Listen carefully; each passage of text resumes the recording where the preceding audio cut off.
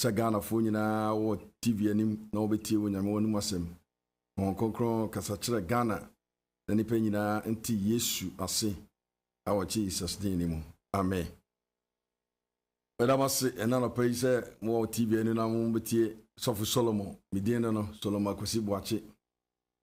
Etino, and there, the ever say, what you man, Jesus Christ versus the law. Jesus Christ versus the law. The house Nikotoko. Now you hear oye winner. So because yet someone so to do any the account in Kunyaban ceremony the account at the Inano. Sanemena the Kabumwa. That means or say Bakuni dia. You can't serve two masters. So that's it. Etinyame entimi famra any adom en kambum emuni paten awiebrim. So that's it. Nti mra na ye dwuma na ye mra sa ya dom na ye dwuma na ya dom so nti ne no e be se ebie Ghanafo nyina ani o sa kwa na so no hu na oti ase hu se Yesu na edi ade ana sa ye mra na edi ade so Jesus Christ versus the law ti na e be kan Bible e be ko nyame asemu a kenkan ya nti no ye be ye no na fe no nyame adoma na su ya sa to anu aso kakra ti wi afi no na yasaba nkonia no so enso dudu ene sabat ni yakaka woni ade nyina ebe kan nyina ba we na ya me be kire mo no ebe boa ebe bie dom nyina ani ama moti ase simple ama hu ba bia nyame de nipa wo wi ase gyina mra Yesu aben Antichrist versus the law Jesus Christ versus the law nti the actual hana ni ma bam ko ben sia ya ye bi sua ho ade ade sua tinye gidigidi bia timpese wo de wa dwen akoma nyina mame ade amani jiwo kase pa ne nchekere so Yesu se mu hu no kure no a ne kure ne ba mama yede mayade hye nteno Ghana ade hia kase pa Ghana aye nchekere nyamesomu nchekere tele ba ya ni party ase a aye simple saka e chiro ka e simple ade bia e chirewa na wo ya e simple ya won struggle tidentia bebre ya struggle na ede timpempem no nam se ni pampa adesua ana mpa nchekere ntino ena masane me nyina ekoso bas dan ka bari se nyame abie prono ade amai se no bi nyina enko nyame asemu na yencheche nyame asemu ne humu Antichrist versus the law no de eka mako ensia ya behwe na fe ya ye ho adesua no why was the OT law giving so dentina ode apamdada no ode maye osi hu and did God intend that the law and the covenant have an end enyame akoma so ade say apam no ene mra no akasa emre wie ana and why did we need to be redeemed from the OT law arentina wo say ogie efri apam da dam so that's here and ba question say what was God's plan to redeem us from the OT law nyakopon ni sise ben ene wona adwemu a ya opeso yi efri apam da dam nyame akoma nyame plans ewo ho anything and so yebesua and did Jesus Christ do away with the OT law say Yesu akasa obeyim na ho ana obesem mra no and so no yebesua ho ade ne ehu say the Yesu kafa ho and last one so how did Christ fulfill the law say na Yesu akasa oma mra na akasa ye de etimie fulfill na kasa be kira se because we brain fi say fulfill na kira se ade na ento aso so tinyina be kira se amohu na fe na ama ugidi agina Yesu pepepepepe ya bibia anya de entimi emu aten enti ene de be se ye no ye be treat miensa ba ko ye why was the OT law giving and two no did God intend that the law and the covenant have an end and miensa say why did we need to be redeemed from the OT law Ghana itine de bese hia ho ade no itino why was the OT law giving and no dikain mama hear Matthew chapter 19 verse 7 and 8 Matthew sempa iti edunkron chemu so no wotwe wakatira ne say na adenti ana Moses say oma awadija yenwoma na onya no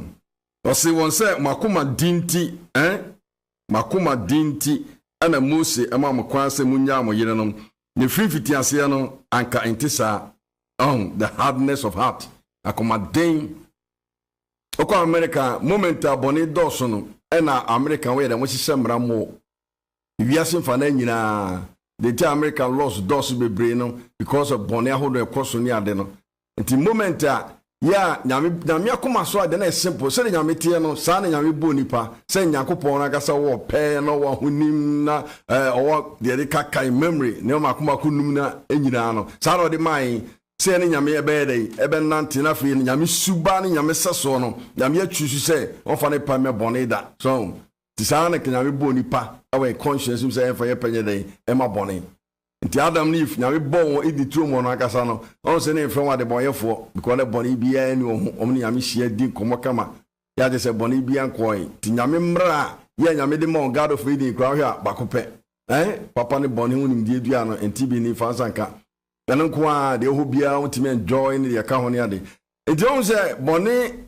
ya de a nipa ti ase se ye de akoma ma awurade a bone tutwa straight afei bad relationship with God ya just say bone nya kwa nya so na so ye de enya dwuma wa brabom etina hai jufo no busa yesu say adenti ena emra no eba ya na say edenti okwan say tim ja yire no yesu say makoma den hardness of heart ena ma mo ye den mutimi ja mo yire mo se ma sa ensem no akoma den so te ka akoma den a eye nipa wankasa o power di ama boni bi ana di ama die bi a waye dey waye wadwen sa den de bo kuram a na bo kuram nti ma akoma ye den faru akoma ye den se o ma Israel fo nko so enti no se menu mienu na akoma den ke be ya ke ma akoma den mra Yesu ho akoma ye den wo Awurade se di Yesu aye Awurade na ye de ye gina hu pintin ye tintim adum no mu ka Galatians chapter 5 verse 1 down was ya ose adifidie mu ene Kristo amaya de ho etie nyina pintin kema yakoma de nyina pintin o Yesu mu a ya omonfa akwaye konua atoatoa yen tie ka akwaye konua ade biara ya enye Yesu kyekere bia ye de betoato bia na ayakwaye konua ye de mratoa wa ayakwaye ye de wiase eniema ya brabo wiase akasa ya mfanyame kwan so Yesu mu a konua ahombone nkyekere nipa nkyekere sana meri nyina na konua ya tese ye de sowa darim se we obi a ayere afiri nyame kwan so nti ade a ya nyame pese wiase nyina di akire metaka na bakopɛ na bakone ne se nipa nyina de akoma no be ma Christ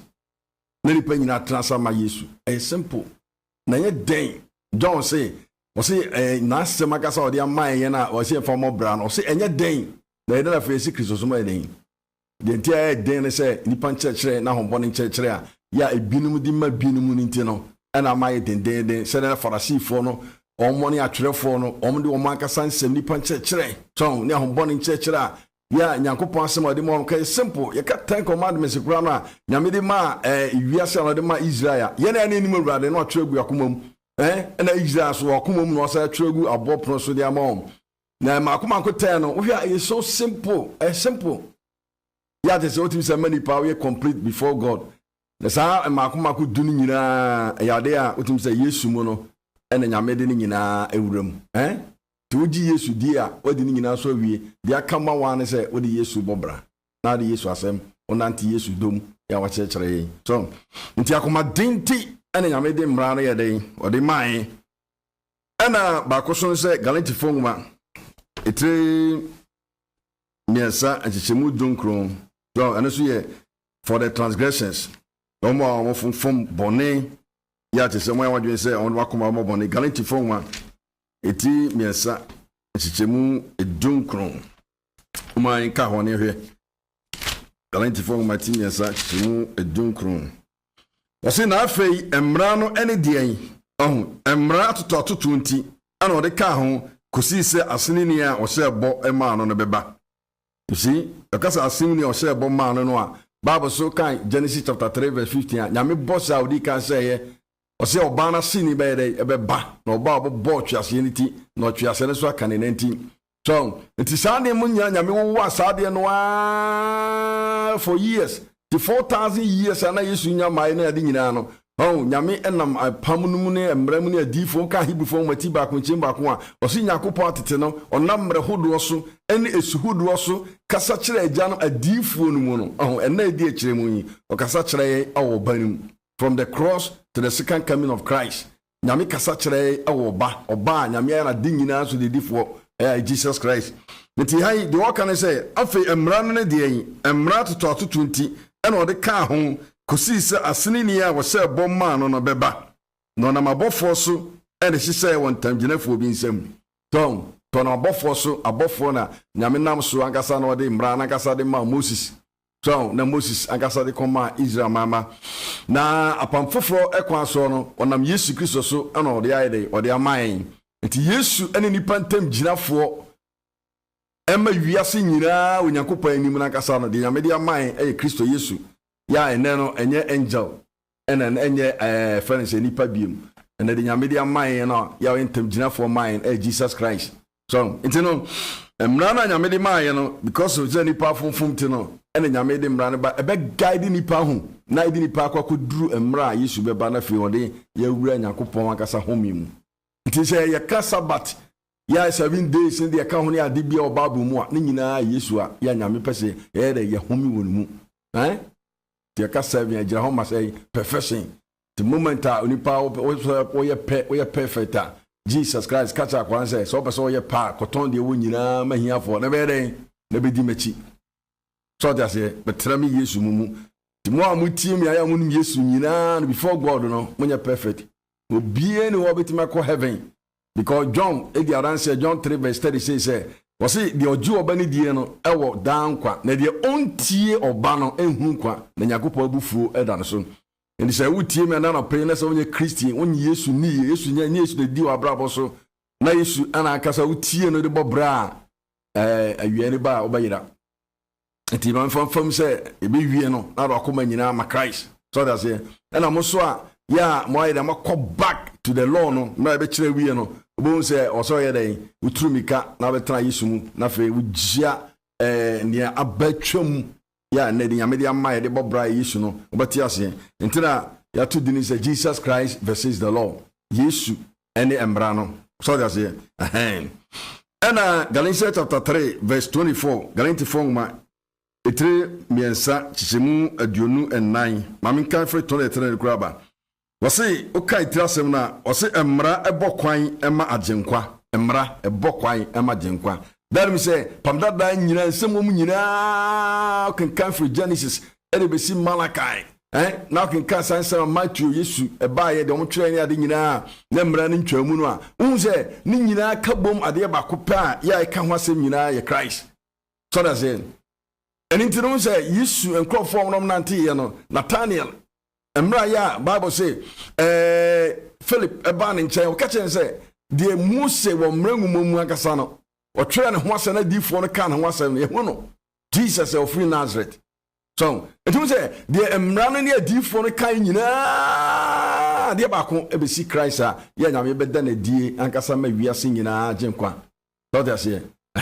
etum nyina de o twere yi nyina o twere for Jesus Christ ho it was na gidie no nyamaye no wode yensie mrase awie ye ma gidie obeyi na di akere nsi enti emra no aye yemfo a ekere yen Kristo nche kwan mra na aye den aye yemfo school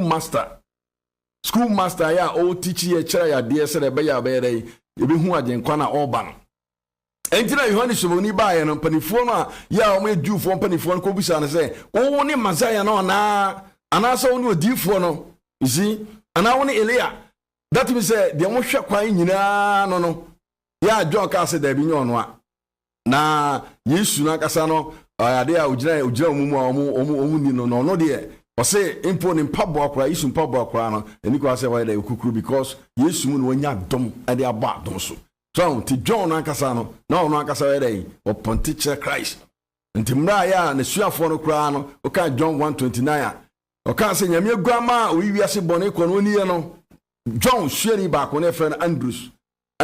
ankasa afri John wachi ekodi Yesu achi Andrews na di Peter Simon one of them ba Yesu Kristo njai so that say nti no on say nyina ponte kire Christ nti John so boni say me de osem su hwan na Yesu dia so twa so why dey odore say so no na ayefro no akasa ne dia na ayefro kura adam for dia say ayefro ba na ni na gie ba ayefro no ye ho ade eye ayefro kunu ne dia eto ti wiase nyina ade ba ko pe na genya ko pon pese nipa nyina edi akire di akoma ma ene Christ ene na sem ye de bobra John 15 Jesus samu trami mu verse 7 na me sem etrami mu a wo besire bibia mo pe na be ho mamu what they to boss kan John 15 kan 1 no akasa 3-4 no wo say na se mu kotimia 6 no se mu kotimia muntimi nya hwe obi antrami mu a oto no twere sa ban na ye bobo no kugu jem na hye se wotwia a branch ifri dua ho a na fe obo se wotwia awu eno ano edi be 3-4 days almost aye brown wo say ye kugu jem enti se de twie dua no ho no wo say edin se betime awu because onya na ho de nyina ifri dua no ti Yesu se mimini dua no na momo ne man to bia wo wiase bia no oso tumika na ye den onunko dua Yesu Kristo o dua nyame da ba man no se magya so no okuafo no ti de nyame dua o wiase nyina o pese nipa nyina edi abra bo shem na yedi wo mu no ene Kristo Yesu onunko a enti no ahai yenti ya mrana nyama ne ba ye no ene se de be ye den ye be nkrofo a ya ebehu na fie no pontiche Jesus Christ ti gidie ne nyama ye no gidie ne Christ enya ma ye no de sie mrase we ma gidie obi ne de a kire enti mrana